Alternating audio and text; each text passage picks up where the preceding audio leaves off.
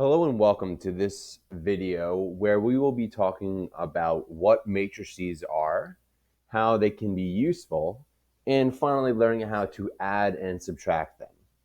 To start off with, we have some vocabulary and some definitions and examples to look at.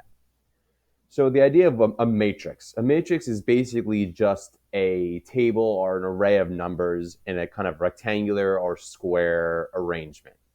And they normally look like example A right here, where you have kind of brackets around it and you have a certain amount of rows and columns, and you just start filling in numbers in each place.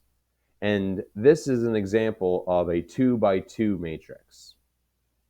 Now, sometimes they're squares like this one, but sometimes they are rectangles. And that's what we see in here. So the order of a matrix is basically just how many rows by how many columns it has. And this one has 2 rows and 3 columns, so it is a 2 by 3 matrix. And so the parts that are inside of the matrix are called the elements of a matrix. So the numbers inside, where they're positioned, can be kind of referred to using the notation you see in front of us right here. So we have A sub 1, 3. That would mean that I'm talking about matrix A, and I'm also talking about row 1, column 3, which would lead us to this number 3 right here. And you see different size matrices here, and matrix B, row 2, column 1 would be 8. Matrix C, row 3, column 1 would be 11. And that would be a way to read that would be listed at the bottom here. So those are kind of the general definitions and diagrams that we're going to be using a lot during this video. And that's kind of just a quick overview and intro of what a matrix is. We're now moving to adding and subtracting matrices.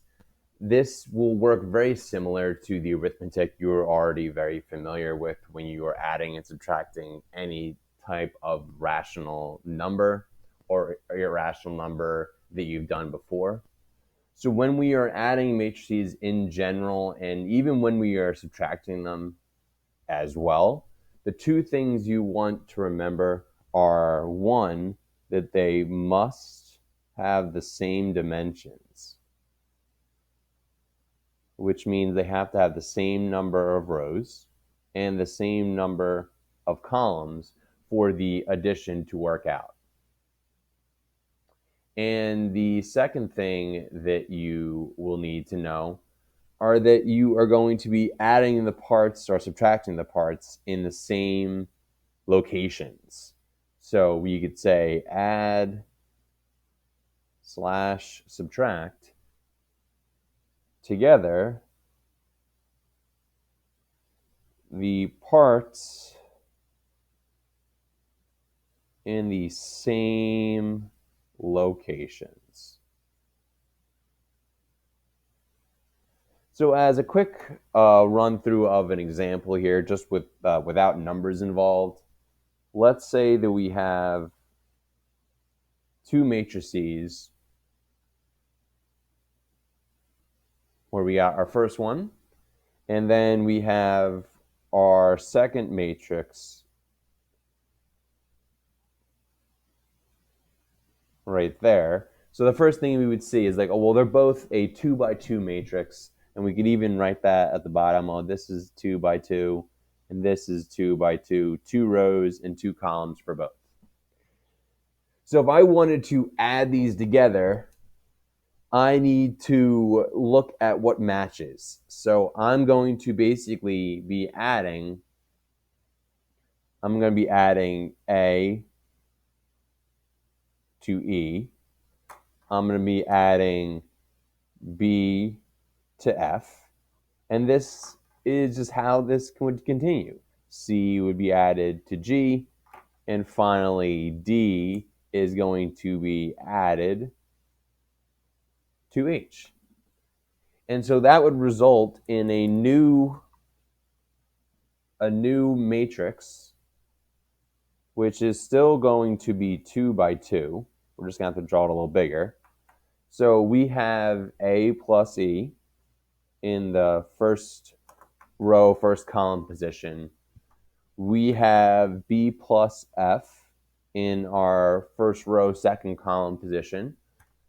We have C plus G in our second row, first column position.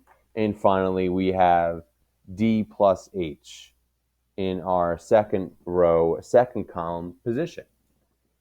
And you can see how that worked out, that we have a resulting matrix that's the same number of rows and columns as what we started with in both of our separate matrices. And we have a result that we've added together. Now, when we are going to be doing our number 2 here, differences or subtraction are going to work the same way. We can take these two matrices, and I could write the subtraction first. So I have matrix number 1 all written out, and I'm subtracting matrix number 2. Sometimes, obviously, they have matrix A and B. Would be usually their labels, so we'll just keep using those. So I'm subtracting matrix A and matrix B right there. And so I could write that as kind of an intermediate step that you wouldn't necessarily have to write, is that I could write it as 8 minus 4 in the top left, 3 minus 3, and I have 6 minus 2, and 5 minus 8. So this shows some important things that could happen in a matrix. Is that one, you can have zeros in certain positions in them, that's fine. You could also have negatives, that's also equally fine. And our answer for this subtraction problem would be as simple as 4, 0, 4, and negative 3 as the 4 elements of this matrix. So number 3 now asks, what will be the sum of two matrices that have zeros as elements? So this is implying that both matrices have zeros all over the place. So it would be as simple as just putting zeros everywhere. So we can keep the 2 by 2 matrix theme going on here, and you just result in just 0. And this kind of matrix has a name, and it's a very good name. It's just called a zero matrix. And that could happen if everything zeroes out like it has here. So if you think about that in terms of number 4 coming up next to it, what will be the subtracted value of two matrices if matrix B is having the same element as matrix A? So that would be like something where it would be like 4, 3, 2, 1, and you're subtracting the same thing. Our elements of B are the same as the elements of A. And as you can imagine, if you subtract like we talked about earlier, where I do 4 minus 4 and 3 minus 3 and 2 minus 2 and 1 minus 1, well, obviously that's just going to give us zeros everywhere. So if this happens, we just have another zero matrix that has occurred. So zero matrix. Our first application problem is number 5 here, in that we have 3 matrices listed. One is our answer. Then we have an addition problem on the left side of our equal sign. And the way that we would approach this is first like, well, I know I have a 2 by 1 matrix, 2 rows, 1 column, 2 by 1 matrix, 2 by 1 matrix. So great, I'm allowed to add and subtract these as much as I want. So if I were to add them, I could add these two matrices on the left-hand side together. That would give me 4 plus k on the top, and then a 5 on the bottom, another 2 by 1 matrix. And that is equal to the matrix we start off with on the right side of the equal sign, a 10 by 5 matrix. So when you're looking at matrices being equal to each other, you can just line up the elements that are in the same locations. So 4 plus k is the element at the top of this column, and 10 is the element at the top of that column, which means we just can say that 4 plus k is going to be equal to 10, and that just means that k is equal to 6. So you think you could go back and fill in 6 for k, and then you would have a complete matrix on the left side of that equal sign that had a variable before. So that covers our notes part of our matrix. Now we're going to work through about 3 or so problems using what we've just learned in our notes. So we are finding the sum of two 2x1 matrices. So the first thing we look at these is, well, I know that they're both 2x1.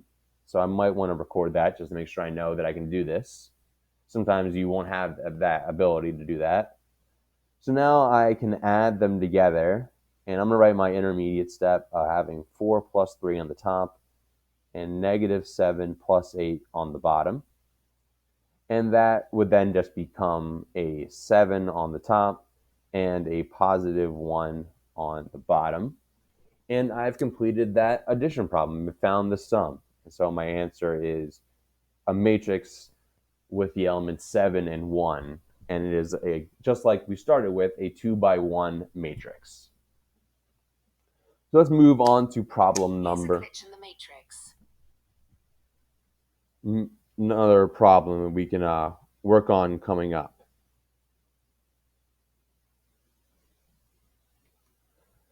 So looking at problem 2, we are looking at if the order of a matrix A is 3x2 and the order of matrix B is 2x2, then the order of matrix formed in A plus B will be, and we have some options. So the first thing we talked about when we started these notes is that you can't add two matrices that are going to be different dimensions. So that's a problem. And that means that we are going to be circling doesn't exist as our answer here, because we wouldn't be able to add a 3x2 matrix to a 2x2 matrix, because there would be some elements of matrix A that wouldn't match in location-wise with what matrix B has going on. So that was a quick problem. And finally, our last practice problem, problem number 3. We see some things in here we haven't quite defined yet. So these letter I's do you see in there? So those I's are representing what is called an identity matrix. Identity matrix. And that's a definition that we want to have down before we move any farther. So that could be basically a whole diagonal is, let's just write out a whole definition here. So we're going to say it's the leading diagonal elements are all ones, and all other elements are zeros. And these must also be square matrices. So we're going to draw a couple examples of what those could look like before we go back to problem 3. So one example, we could have just a 1x1 square where you have just one element. You could have a 2x2 matrix where you have a 1, a 0, and a 0, and a 1, and you can see how the ones are diagonal from each other. And then you could continue this pattern to 3x3 matrices where you have 1, 0, 0, 0, 1, 0, and then 0, 0, 1, and you can see the ones are still diagonal. And this could expand further to any size square matrix. We have that leading 1 diagonal line that you see in front of us now. So looking at number 3, problem number 3, say whether the following statement is true or false. So if we are thinking about how addition and subtraction work with regular integers, regular rational numbers, it's going to be the same here with matrices So if we have A plus B and A minus B, well, that's easy to figure out. Well, if I have 4 plus 3 is not the same thing as 4 minus 3. Definitely false, no matter what the numbers are, unless they're all 0. So we have the I's here for identity matrices. So we have basically an A plus the basically ones in this example. So we have ones being added to some of the elements of A and zeros being added to others. So the first part could be true. A plus 1 and 1 plus I, A plus I and I plus A, those are the same, but those are not equal to A. We'd be adding 1 to some of the elements of A, causing it to be different, and it wouldn't just stay as just A. So that is another false statement. So now in C, we have matrix A has being added to adding 0 to it, or adding a 0 matrix where everything is 0.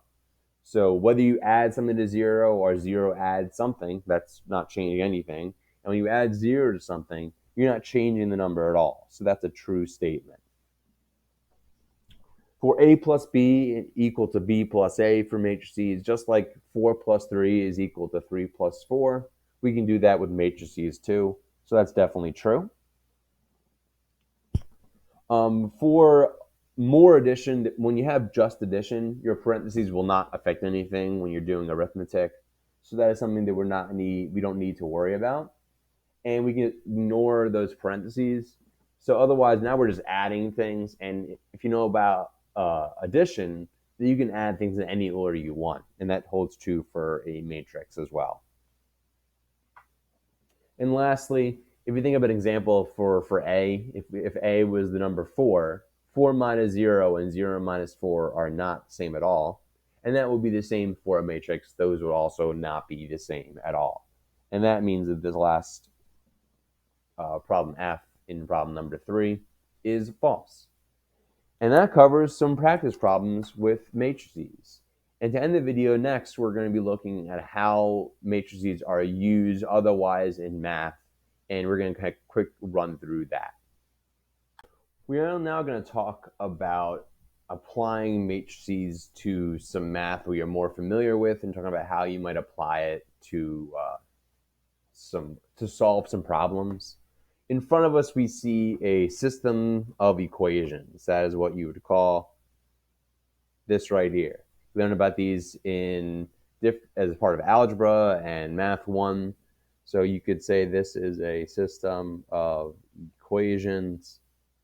And when you have ones that are linear here, well, we can do the algebra pretty easily to solve that. And you can see my steps are written in front of us. So the first thing I did is I multiplied this top equation by 2 and wrote that in red. So I did that so that I could have my b variables be kind of opposites of each other, 2 and negative 2. And then you can see in blue, I am adding this new red equation to our old black equation, because that's where this one kind of just became here without changing at all. So 6a and a make 7a. 2b plus negative 2b is just 0. And then 16 plus 5 is equal to 21. So we just have 7a is equal to 21. So one of our answers is that a is equal to 3. Now our next part would be using that a equals 3 in one of our original equations, like this second one. So now we have 3 minus 2b equals 5.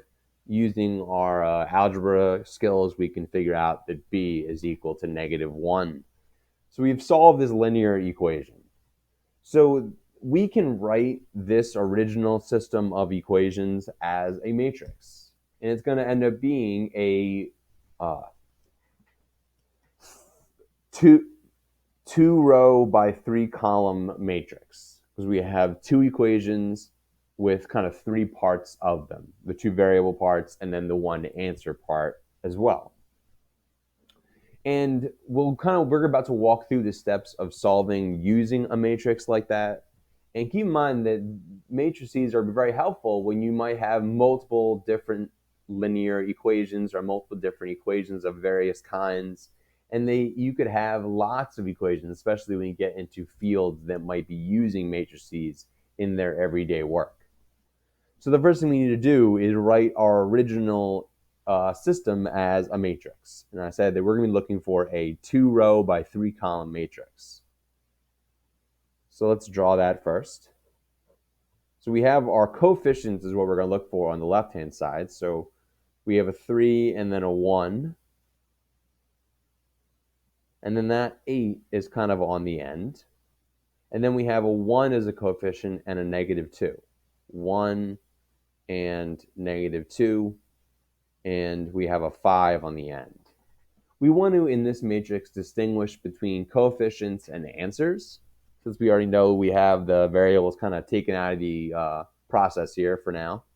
And so I'm just going to draw a kind of vertical line separating the answer part with the coefficients part. And we're going to basically be affecting this matrix in that we are going to be doing the same steps we just did before.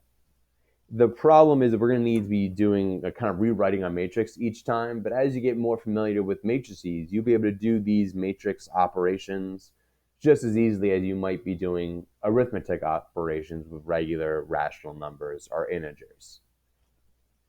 So the first thing we did was double the first equation. So that is what I would do first, double this top row.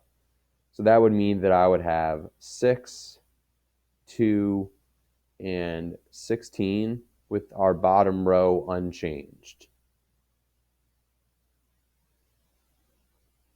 So I've written in our matrix there. So we went kind of from here to there. Arrows are very helpful when you're working with matrices, since they're all going to be equivalent to each other as you're working. So next, the next thing we did was add the top row or the bottom row to our top row. So 6a plus 2b equals 16. The red equation we added to this. So we're going to do the same thing in our matrix down here.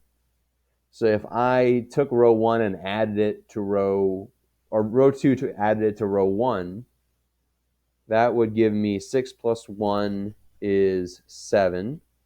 -2 plus 2 is 0. And then 5 plus 16 is equal to 21. And then we just don't change our second row at all.